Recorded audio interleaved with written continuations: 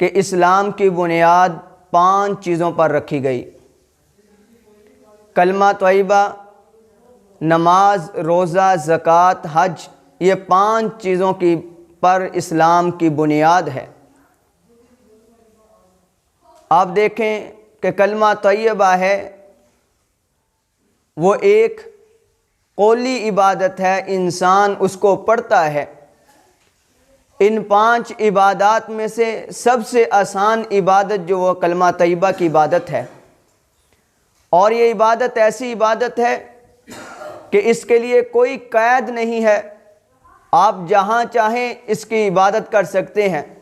لا الہ الا اللہ محمد الرسول اللہ پڑھ سکتے ہیں۔ آپ رات ہو، دن ہو، شام ہو، صبح ہو، دوپہر ہو، زمانے کا کوئی بھی حصہ ہو یا کوئی بھی جگہ ہو، مکہ ہو، مدینہ ہو، شہر ہو، گاؤں ہو، حضر ہو، سفر میں ہو، آپ جہاں بھی ہو، جس وقت بھی چاہو آپ کلمہ طیبہ پڑھ سکتے ہو۔ اسی طرح اسلام کی دوسری جو عبادت ہے وہ ہے نماز۔ نماز جو ہے وہ ایک جسمانی عبادت ہے۔ یہ جسمانی عبادت، اس کے لیے اللہ تعالیٰ نے وقت کو مقرر کر دیا کہ آپ نے روزانہ 5 وقت کی نماز ادا کرنی ہے۔ فجر کے وقت فجر ہی ادا کر سکتے ہیں، ظہر نہیں پڑھ سکتے۔ ظہر کا وقت بھی مقرر، عصر کا وقت بھی، مغرب کا وقت بھی، عشاء کا وقت بھی، جمعہ کا وقت بھی، اللہ تعالیٰ نے 5 نمازوں کا وقت مقرر کر دیا۔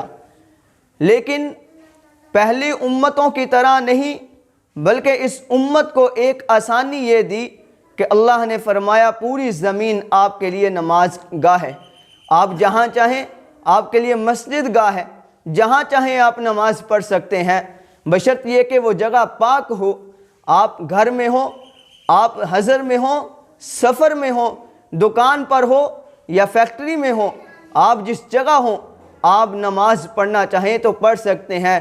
لیکن یہ بات یاد رکھنا، اگر آپ محلے کی مسجد میں نماز ادا کرو گے تو آپ کو ایک نماز پر 27 نمازوں کا ثواب ملے گا، اور اگر آپ یہی نماز مسجد نبوی میں، بیت المقدس میں ادا کرو گے تو آپ کو اسی نماز، ایک نماز پڑھنے پر 50,000 نمازوں کا ثواب ملے گا۔ اللہ کے پیارے محبوب نے یہ بھی فرمایا، یہ بھی یاد رکھنا، یہی نماز اگر آپ مکہ مکرمہ مسجد حرام میں ادا کرو گے تو آپ کو ایک نماز پر 1,00,000 نمازوں کا ثواب ملے گا۔ یہ عبادت، اسلام کی دوسری عبادت وہ نماز ہے۔ تیسری عبادت جو ہے وہ روزہ ہے۔ اب روزہ بھی جسمانی عبادت ہے، یہ سال کے بعد آتا ہے، انسان اپنی جسمانی مشقت کرتا ہے، پورا دن بھوکا اور پیاس برداشت کر کے اللہ کی رضا کو حاصل کرتا ہے۔ اور چوتھی عبادت وہ زکوٰۃ کی عبادت ہے، جس میں مال استعمال ہوتا ہے۔ جو صاحب نصاب ہوتے ہیں وہ اپنے مال سے زکوٰۃ کو ادا کرتے ہیں۔ اور جناب آخری عبادت جو ہے، اسلام کی بنیاد 5 چیزوں پر تھی، 5ویں عبادت وہ حج کی ہے۔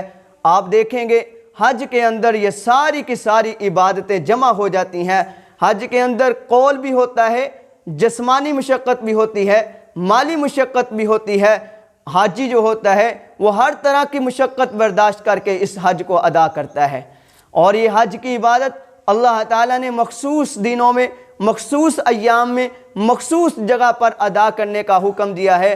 تو جناب حاجی صاحب وہ مخصوص جگہ پر جا کر، آج کے زمانے کے اندر 10 لاکھ 12 لاکھ روپیہ خرچ کر کے وہ وہاں جا کر لبیک لبیک اللہم لبیک کے نعرے لگاتا ہوا اللہ تعالیٰ کو راضی کر رہا ہے۔ یہ 5 عبادتوں پر اللہ تعالیٰ نے